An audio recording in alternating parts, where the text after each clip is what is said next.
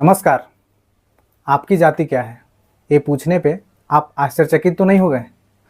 हाल ही में केंद्र सरकार ने सीसीपीए की बैठक में एक निर्णय लिया गया, जिसमें अगली जनगणना में जातीय जनगणना को शामिल किया गया है। अमित शाह ने अपने ट्विटर के माध्यम से यह बताया है कि यह एक ऐतिहासिक पहल है। इसके द्वारा सामाजिक समानता तथा हर वर्गों के अधिकारों के प्रति मजबूत प्रतिबद्ध का संदेश दिया गया है। हालांकि कुछ दिनों से विपक्ष के नेताओं ने इस मुद्दे पर मोदी जी को घेरते आए हैं, लेकिन उनके मंत्रियों द्वारा यह कहा जा रहा था कि अगर जातीय जनगणना होती है तो समाज में यह दरार पैदा कर सकती है। लेकिन इसी फैसला को अब मोदी सरकार द्वारा लाया गया। हालांकि इस फैसले के बाद उन्होंने यह भी कहा है कि कांग्रेस ने हमारे देश में बहुत सालों तक राज्य किया, लेकिन वह जातीय जनगणना क्यों नहीं कराए। अब विपक्ष का एक मुद्दा खत्म हो चुका है, जो कि था जातीय जनगणना। कुछ लोग इसे सामाजिक न्याय मान रहे हैं तो कुछ इसे राजनीतिक बता रहे हैं। हालांकि बिहार में चुनाव है और 2023 में बिहार में जातीय जनगणना भी हुआ है, लेकिन इसका कुछ विशेष प्रभाव नहीं पड़ा है। क्या सच है?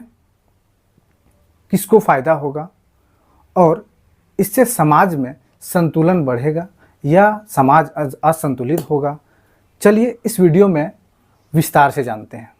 अब हम सेंसस क्या है या जनगणना क्या है, इसके बारे में थोड़ा जानते हैं। भारत में जनगणना प्रत्येक 10 वर्षों में कराया जाता है, जिससे हम यह जानते हैं कि हमारे देश की आबादी क्या है, उनकी उम्र, उनकी जाति, उनके धर्म के बारे में पता चलता है। लेकिन जातीय जनगणना का मतलब क्या है कि हमारे देश के डेमोग्राफिक डिस्ट्रीब्यूशन और सोशियो इकोनॉमिक कंडीशन कैसा है, अर्थात हम पार्टिकुलर जाति के संख्या तथा उसके सामाजिक और आर्थिक स्थिति के बारे में जान पाएंगे। चलिए अब जानते हैं कि इस पर सरकार का फैसला क्या है। Cabinet committee on political affair के बैठक में एक फैसला लिया गया है, जिसकी अध्यक्षता नरेंद्र मोदी कर रहे थे। उसमें फैसला यह लिया गया है कि आगामी जनगणना में जातीय जनगणना को भी शामिल किया जाएगा। हालांकि जातीय जनगणना सबसे पहले 1931 में हुआ था और उसे पब्लिश भी किया गया था। उसके बाद फिर 1941 में हुआ, लेकिन उसको पब्लिश नहीं किया गया। हालांकि आज़ादी के बाद 1951 में जनगणना हुआ, लेकिन इसमें सिर्फ SC ST के ही डाटा कलेक्ट किए गए। अब हम जातीय जनगणना के कुछ फ़ायदे के बारे में जानते हैं, जिसमें सबसे पहले सरकार इस पर सटीक नीति बना पाएगी। साथ ही सामाजिक न्याय, जैसे मान लेते हैं कि OBC में कोई जाति अधिक पिछड़ा हुआ है, उसके उत्थान के लिए सरकार कुछ नया नीति लाके उसका उत्थान कर सकती है। और साथ ही हक का आधार भी मिलेगा, जैसे जॉब में जाति के परसेंटेज के हिसाब से प्रेफरेंस दिया जाएगा।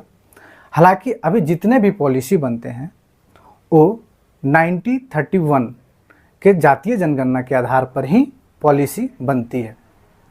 मंडल कमीशन ने यह भी बताया है कि हमारे देश में 52% OBC है, लेकिन यह एक मान्य डाटा नहीं है।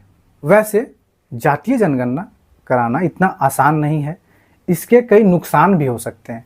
तो आइए कुछ हम नुकसान के बारे में जानते हैं। सबसे पहले इसमें सामाजिक विभाजन होने का खतरा है।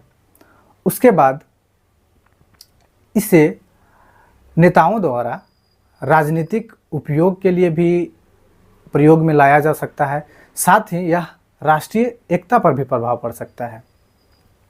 अब हम जानते हैं कि संविधान में क्या मैंडेटरी है।